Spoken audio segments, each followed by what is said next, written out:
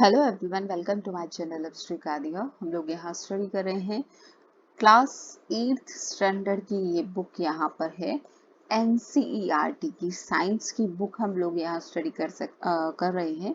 17 chapter हम लोग already यहाँ पर ऑलरेडी कर चुके हैं। चैप्टर नंबर 18 आज इसका हम यहाँ पर पढ़ने वाले हैं, वायु तथा जल का प्रदूषण। यहाँ पर हम देख सकते हैं किस प्रकार से वायु और जल के प्रदूषण से किस तरीके से बीमारियां फैलती है। हमारी पृथ्वी में यहाँ पर किस तरीके से पॉल्यूशन फैल रहा है, उनमें किस तरीके से हानिकारक परिवर्तन होते हैं और ये सब चीजें हमारे जीवन को कैसे प्रभावित करती है। वायु प्रदूषण सबसे पहले हम बात करेंगे। कुछ समय तक हम भोजन के बिना तो रह सकते हैं, मगर हम वायु के बिना बिल्कुल भी नहीं रह सकते। यह साधारण तथ्य हमें बताता है कि स्वच्छ वायु हमारे लिए कितनी इंपॉर्टेंट है, कितनी जरूरी है हमारे लिए साफ हवा। अगर सारे वायुमंडल में आयतन की बात करें तो जो जितना भी वायुमंडल में वायु है वो एक गैसों का मिश्रण है, जिसमें 78% तक क्या है, नाइट्रोजन है और 21% क्या है, आपके ऑक्सीजन है। बाकी 0.3% के लमसम आपकी कार्बन डाइऑक्साइड और अन्य गैसें यहाँ पर मौजूद हैं। आपने धुएं को यहाँ पर देखा होगा, जो भट्टों से निकले, चाहे सड़क पर चलने वाली गाड़ियों से या माइन से, इन सब से निकलता है। तो ये धुआं जो है वायुमंडल में वायु प्रदूषण का यहाँ पर काम करता है।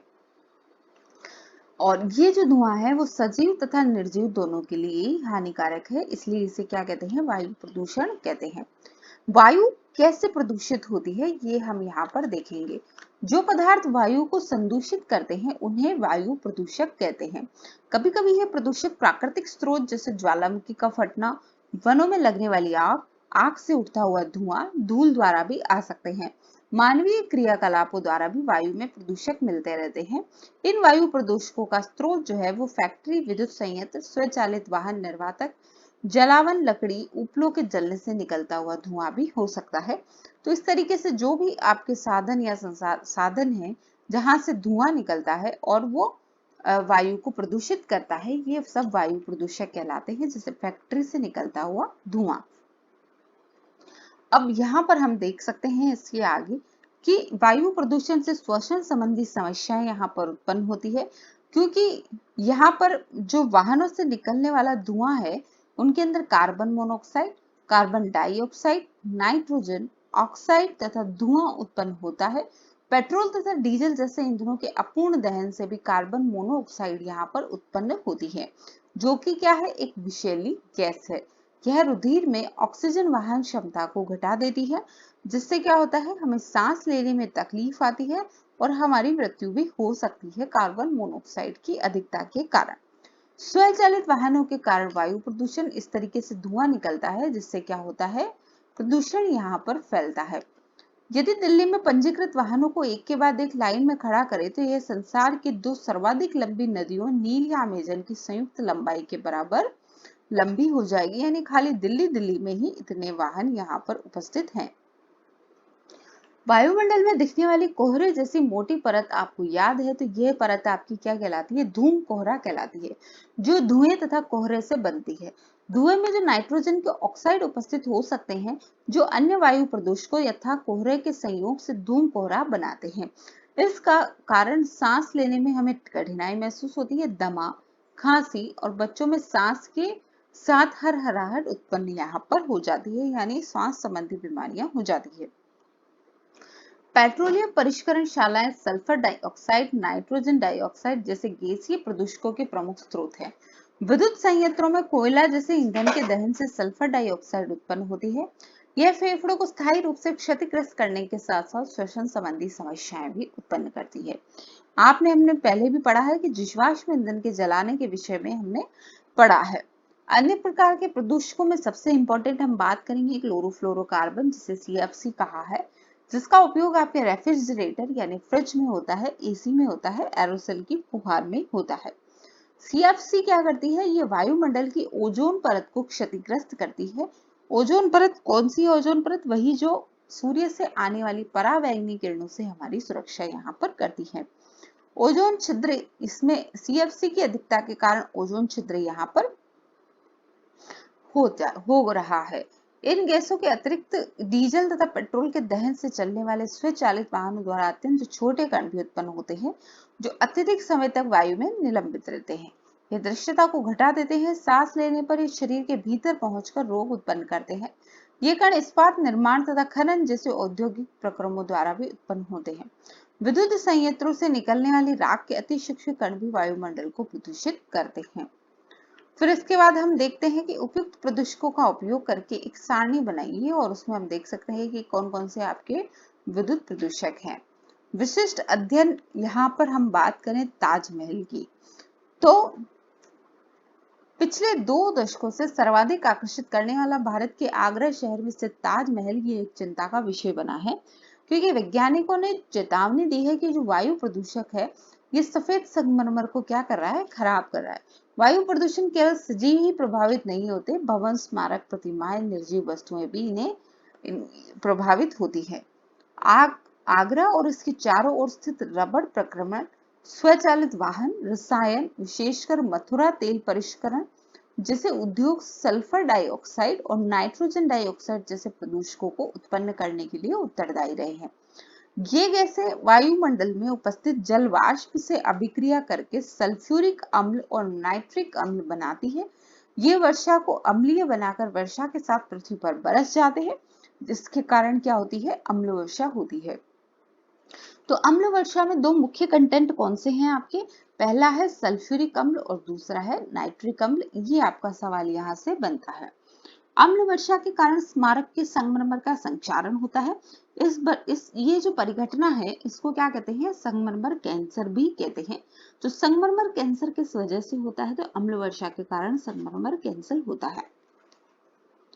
मथुरा तेल परिष्करण से उत्सर्जित काजल कण, यानी जो कार्बन के कण हैं थोड़े जो मोटे हैं, निलंबित कणों का संगमरमर को पीला करने में योगदान है, क्योंकि वह आसानी से खत्म नहीं होते, वो वायु में उपस्थित रहते हैं बहुत देर तक। ताजमहल को सुरक्षित रखने के लिए सर्वोच्च न्यायालय ने बहुत से उपाय किए हैं। माननीय न्यायालय द्वारा ये देखिए, यहाँ पर ये ताजमहल का आपको डायग्राम फोटो यहाँ पर दिया हुआ है ताजमहल का। माननीय न्यायालय ने उद्योगों को सीएनजी यानी संपीड़ित प्राकृतिक गैस तथा एलपीजी यानी लिक्विड पेट्रोलियम गैस जैसे स्वच्छ ईंधन का उपयोग करने के आदेश दिए हैं। इसके अतिरिक्त ताज के क्षेत्र में मोटर वाहनों को सीसा रहित पेट्रोल का उपयोग करने के आदेश यहाँ पर दिए हैं। अपने बड़े बूढ़ों से चर्चा करके हम देखेंगे कि 20 से 30 वर्ष पूर्व ताज की अवस्था के बारे में क्या कहते हैं, और इसके डायग्राम भी हम यहाँ पर देखकर बता सकते हैं। अब यहाँ पर हम बात करेंगे कि पोतघर प्रभाव। सूर्य की किरणें वायुमंडल से गुजरने के पश्चात पृथ्वी की सतह को गर्म करती है। पृथ्वी पर पड़ने वाले सूर्य के विकिरणों का कुछ भाग पृथ्वी अवशोषित कर लेती है, ठीक है, और कुछ भाग परावर्तित होकर वापस अंतरिक्ष में लौट जाता है। परावर्तित विकिरण का कुछ भाग वायुमंडल में रुक जाता है। ये रुका हुआ विकिरण पृथ्वी को गर्म करता है। यदि आपने किसी पौधशाला यानी नर्सरी अथवा किसी स्थान पर पौधघर को देखा है, तो याद कीजिए कि सूर्य की ऊष्मा पौधघर में प्रवेश तो कर जाती है, पर इससे बाहर नहीं निकल पाती है। यही रुकी हुई ऊष्मा पौधघर को गर्म करती है। पृथ्वी के वायुमंडल द्वारा रोके गए विकिरण यही कार्य करते हैं। यही कारण है कि उसे पौधघर प्रभाव यानी ग्रीन हाउस इफेक्ट कहते हैं। इस प्रक्रम में बिना पृथ्वी पर जीवन संभव नहीं हो सकता। अब यह प्रक्रम जीवन के लिए खतरा बन गया है।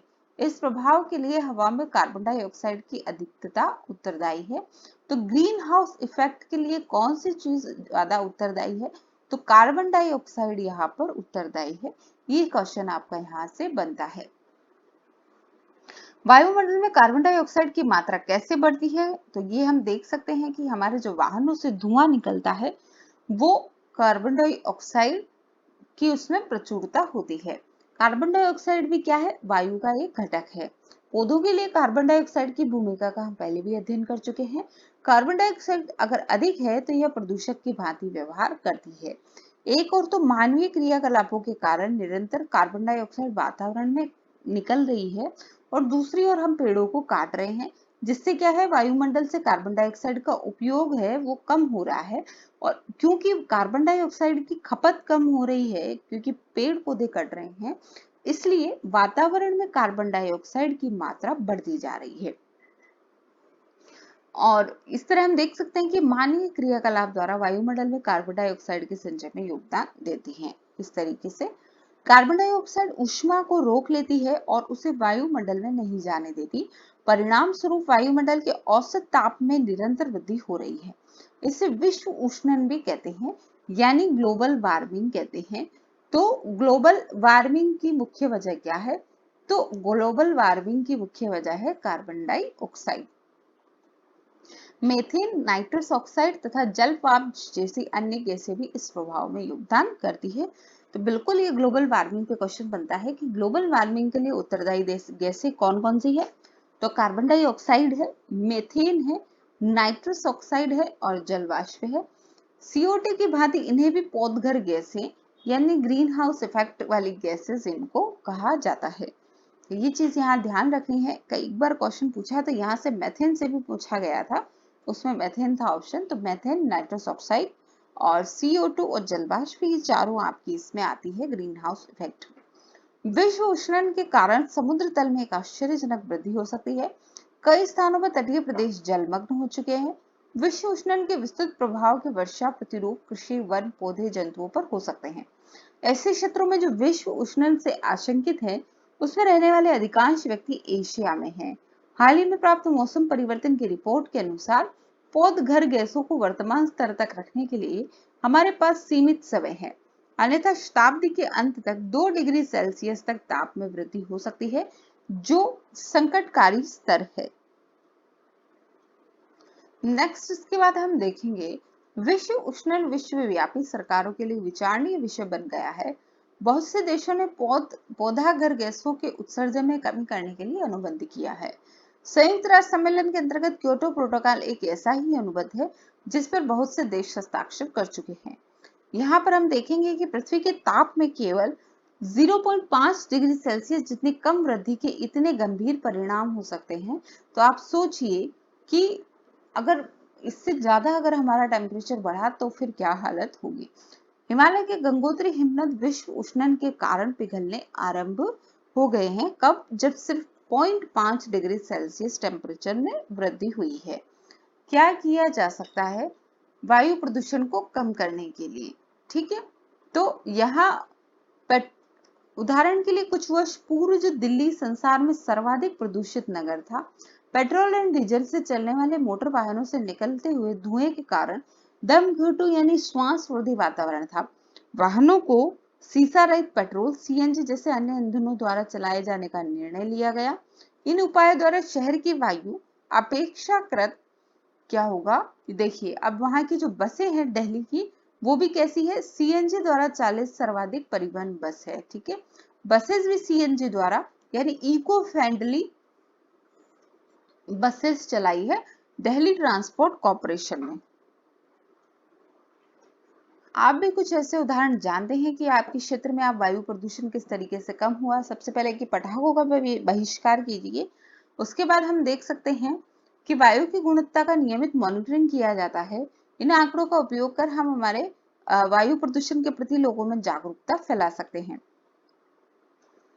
अब इसके बाद हम देख सकते हैं गार्डन का वृक्षों की पौध का रोपण करते हुए बच्चों का यहाँ पर फोटो है, दिखाया गया कि किस तरीके से बच्चों द्वारा जो है वृक्षारोपण को बढ़ावा दिया गया है। ठीक है, इसके बाद नेक्स्ट हम देख सकते हैं यहाँ पर अब हमें अपनी ऊर्जा की आवश्यकता की पूर्ति के लिए जीवाश्म ईंधन के स्थान पर वैकल्पिक ईंधनों को अपनाना चाहिए। ये वैकल्पिक ईंधन सौर ऊर्जा हो सकती है, जल ऊर्जा हो सकती है और पवन ऊर्जा हो सकती है। हमारे थोड़े से योगदान से पर्यावरण की अवस्था में विशाल अंतर उत्पन्न हो सकता है। हम पेड़ लगा सकते हैं, पड़ोस में लगे वृक्षों का पोषण कर सकते हैं। हम वन महोत्सव के विषय में जानकारी जुटाएं। जब जुलाई माह में प्रतिवर्ष लाखों वृक्ष रोपित किए गए थे वन महोत्सव के समय। तो वन महोत्सव कब आता है? जुलाई माह में आपका वन महोत्सव आता है।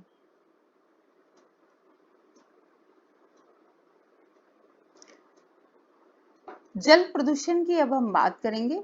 तो जल एक बहुमूल्य संसाधन है और यहाँ पर हम देख सकते हैं कि जनसंख्या वृद्धि, उद्योग और कृषि में उपयोग के कारण जल क्या है, दुर्लभ होता जा रहा है। आपने ये देखा होगा कि कपड़े धोने, नहाने आदि के बाद हमारे द्वारा उपयोग किया गया जल कितना गंदा हो जाता है। इसका अर्थ यह है कि जल में हम कुछ ऐसे पदार्थ मिला देते हैं जो उसकी गुणवत्ता को कम करके उसके रंग और गंध को भी बदल देते हैं। जब भी वाहित नल, विषैले रसायन, गाद आदि जैसे हानिकारक पदार्थ जल में मिल जाते हैं तो जल प्रदूषित हो जाता है। जल को प्रदूषित करने वाले पदार्थों को जल प्रदूषक कहते हैं। यहाँ पर हम देख सकते हैं गंगा नदी का मार्ग जो है वो बस में बताया गया है कि गंगा नदी किन किन क्षेत्रों से यहाँ पर होती हुई निकलती है। गंगा नदी गोमुख से स्टार्ट होती हुई गंगोत्री, हरिद्वार, फिर उसके बाद उत्तराखंड, नई दिल्ली, कानपुर, उत्तर प्रदेश, इलाहाबाद से होती हुई वाराणसी, पटना, फिर यहाँ पश्चिमी बंगाल में कोलकाता से होती हुई बंगाल की खाड़ी में मिल जाती है। तो गंगा नदी का अंतिम स्थल कौन सा हो गया? गोमुख से बंगाल की खाड़ी। तो यह गंगा नदी का मार्ग था। जल कैसे प्रदूषित हो जाता है? तो यहाँ पर हम देखेंगे गंगा भारत की प्रसिद्ध नदियों में से एक है। यह अधिकांश उत्तरी, केंद्रीय तथा पूर्वी भारतीय जनसंख्या का पोषण करती है। करोड़ों व्यक्ति अपनी दैनिक आवश्यकताओं और जीविका के लिए इस पर निर्भर है। हाल ही में प्रकृति के लिए विश्वव्यापी कोष यानी WWF द्वारा अध्ययन में पाया गया कि गंगा संसार की 10 ऐसी नदियों में से एक है जिनका अस्तित्व खतरे में है। इसके प्रदूषण स्तर में कई वर्षों से निरंतर वृद्धि हो रही है। इतने प्रदूषण स्तर तक पहुंचने का कारण यह है कि जिन शहरों और बस्तियों से होकर यह नदी प्रवाहित हो रही है, वहां के निवासी अत्यधिक मात्रा में कूड़ा करकट, अनुपचारित वाहित मल, मृत जीव और अन्य बहुत से हानिकारक पदार्थ सीधे इस नदी में फेंक रहे हैं। वास्तव में कई स्थानों पर प्रदूषण स्तर इतना अधिक है कि इसके जल में जलजीव जीवित भी नहीं रह पाते। वहां यह नदी निर्जीव हो गई है। 1985 में इस नदी को बचाने के लिए एक महत्वाकांक्षी परियोजना आरंभ की गई थी जिसे गंगा कार्य परियोजना कहते हैं। परंतु बढ़ती जनसंख्या और औद्योगिकरण ने पहले से ही इस महाशक्तिशाली नदी को काफी हानि पहुंचा दी है। भारत सरकार ने 2016 में एक नए प्रस्ताव का शुभारंभ किया जिसे स्वच्छ गंगा भारत मिशन के नाम से जाना जाता है। 2016 में इस मिशन के अंतर्गत अभी कार्य चल रहा है और गंगा को साफ सुथरा बनाने की यहाँ पर कवायद चल रही है। उत्तर प्रदेश के कानपुर शहर में इस नदी का सर्वाधिक प्रदूषित फैलाव है। कानपुर उत्तर प्रदेश के अत्यधिक जनसंख्या वाले शहरों में से एक है। यहाँ पर हम देख सकते हैं कि किस तरीके से गंगा नदी में यहाँ पर जो है बड़े बड़े पैकेट्स हैं यहाँ पर फूल माला के और अपशिष्ट पदार्थ और ये सब इसमें डाले गए हैं गंगा नदी में। इसके बाद हम यहाँ पर देख सकते हैं नदी में लोग स्नान करते हैं, कपड़े धोते हैं, मलमूत्र त्याग करते हैं। वे इस नदी में कूड़ा फेंकते हैं, पूजा सामग्री फेंकते हैं और जैव अनिम्नीकरण की पॉलिथीन्स जो होती है यानी पॉलिथीन की थैलियां भी गंगा नदी में फेंक देते हैं। कानपुर में नदी में जल की मात्रा अपेक्षाकृत कम है तथा नदी का प्रवाह भी क्या है, बहुत धीमा है। इसके साथ ही कानपुर में 50,000 से अधिक औद्योगिक इकाइयां हैं। इनमें उर्वरक, अपमार्जक, चर्म और पेंट की फैक्ट्रियां बहुत ज्यादा है। ये औद्योगिक इकाइयां विषाक्त रासायनिक अपशिष्टों को नदी में विसर्जित कर देते हैं। अब यहाँ पर हम देख सकते हैं कि नदी के जल प्रदूषित के लिए उत्तरदायी कारक क्या है। गंगा नदी के पूर्व गरिमा को प्राप्त करने के लिए हम क्या उपाय कर सकते हैं? क्या इनमें कूड़ा करकट डालना सही है? तो हम देख सकते हैं यहाँ पर ये डायग्राम जो दिया है इसमें भी दिखाया है कि किस तरीके से औद्योगिक अपशिष्ट पदार्थों को यहाँ पर इसमें डाला गया है जिसके कारण गंगा नदी जो है बहुत तरीके से दूषित हो गई है। अब इन पदार्थों में क्या होता है, आर्सेनिक, लेड, फ्लोराइड ऐसे भी रसायन होते हैं जो जल में रहने वाले जीव और पौधों को नुकसान पहचान करते हैं। फिर यहाँ पर हम देख सकते हैं कि इन सबको रोकने के लिए सरकार ने अधिनियम भी बनाए हैं। इनके अनुसार उद्योगों को अपने यहाँ उत्पन्न अपशिष्ट को जल में प्रवाहित करने से पूर्व उपचारित करना चाहिए। प्राय इन नियमों का पालन नहीं किया जाता। अशुद्ध जल से मृदा भी प्रभावित होती है जिसके कारण उसका अम्लीय और कृमियों की वृद्धि में भी परिवर्तन हो जाता है। इससे पहले हमने देखा था कि किस तरीके से फसलों की सुरक्षा के लिए पीड़कनाशी तथा दूसरी चीजें रसायन हमने यहाँ पर खेतों में उपयोग लिए थे। और इसके बाद हम देख सकते हैं कि बहुत से शैवाल यहाँ पर नदी में उग जाते हैं। यह उर्वरकों में उपस्थित नाइट्रेट तथा फास्फेट जैसे रसायनों की अधिक मात्राओं के कारण होता है। ये रसायन शैवालों को फलने फूलने के लिए पोषकों की भांति कार्य करते हैं। जब ये शैवाल मर जाते हैं तो जीवाणु जैसे घटकों के लिए भोजन का कार्य करते हैं। ये अत्यधिक ऑक्सीजन का उपयोग करते हैं, इससे जल में ऑक्सीजन के स्तर में कमी आती है, जिससे जलीय जीव क्या होते हैं, मर जाते हैं। आपने देखा होगा यहाँ पर कभी कभी अनुपचारित वाहित मल भी सीधे नदियों में प्रवाहित कर दिया जाता है, जिससे उसका जल जो है वो क्या हो जाता है, खराब हो जाता है और उस प्रदूषित जल में जीवाणु, वायरस, कवक जैसी चीजें वहां पर डेवलप हो जाती है। तो इस तरीके से जल प्रदूषण के कारण फिर हैजा, बुखार, पीलिया ऐसी बीमारियां वहां पर हो जाती है।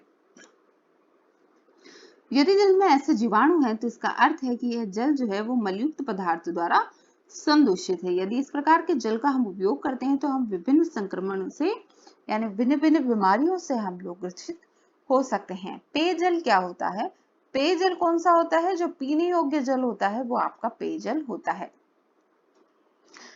यानी जो जल है उसको शुद्ध रूप से हम प्राप्त करते हैं पीने के लायक। ठीक है, वो हमारी जो भी नगर पालिका, नगर निगम या नगर परिषद जो भी है उसके द्वारा हमें अवेलेबल कराया जाता है। संसार की 25% जनसंख्या को निरापद पेयजल नहीं मिलता। यानी आपकी दुनिया में 25% ऐसे लोग हैं जिन्हें पीने का पानी भी अवेलेबल नहीं होता। वो बहुत सारे किलोमीटर दूर जाकर अपने पीने का पानी लाते हैं। तो आप देख सकते हैं कि आप कितने खुशकिस्मत हैं कि आपको आपके डेली रूटीन में आपके पीने के लिए और आपके दूसरी चीजों के लिए पानी उपयोग में लेते हैं। पानी को हम फिल्टर कर सकते हैं और उसके अलावा उसे उबालने से भी उसमें उपस्थित जो जीवाणु हैं वो मर जाते हैं। जल को शुद्ध करने के लिए रासायनिक विधि यानी क्लोरीकरण यहाँ पर, जिसमें क्लोरीन की गोलियां होती है या फिर विरंजक चूर्ण होता है, उसको मिलाकर पानी को शुद्ध किया जाता है। इसके बाद हम देखेंगे कि जब हम पानी को शुद्ध करें तो उसमें बहुत अधिक मात्रा में क्लोरीन की गोली आपको नहीं डालनी है, नहीं तो वो दूसरा आपको साइड इफेक्ट कर सकती है।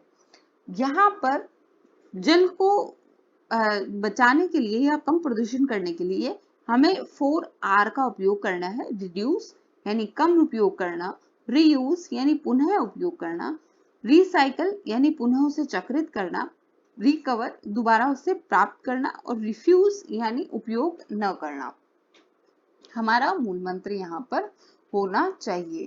तो इस तरीके से आप देख सकते हैं कि आप किस किस तरीके से जल की बचत यहाँ पर कर सकते हैं।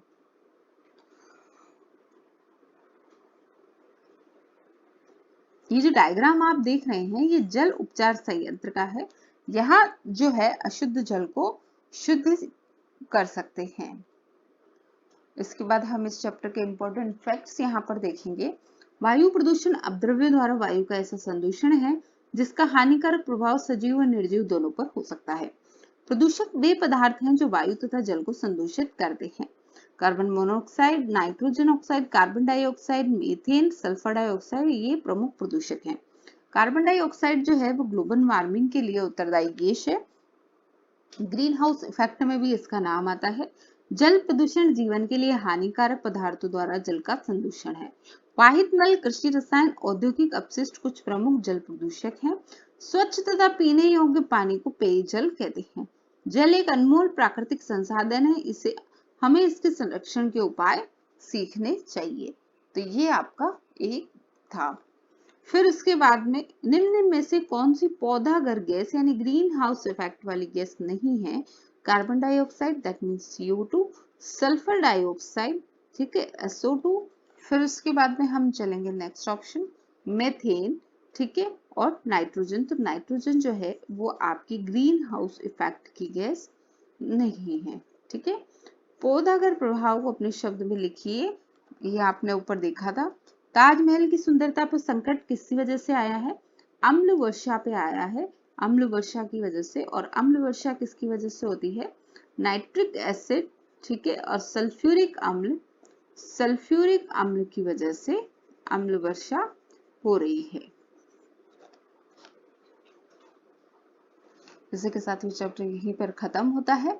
नेक्स्ट चैप्टर हम नेक्स्ट वीडियो में पढ़ेंगे। आई थिंक ये इस बुक का लास्ट चैप्टर था, चैप्टर नंबर जो 17 हमने अभी पढ़ा, और इसी के साथ ये बुक खत्म होती है यहाँ पर। नेक्स्ट वीडियो में हम फास्ट रिवीजन यहाँ पर पढ़ेंगे इस बुक का।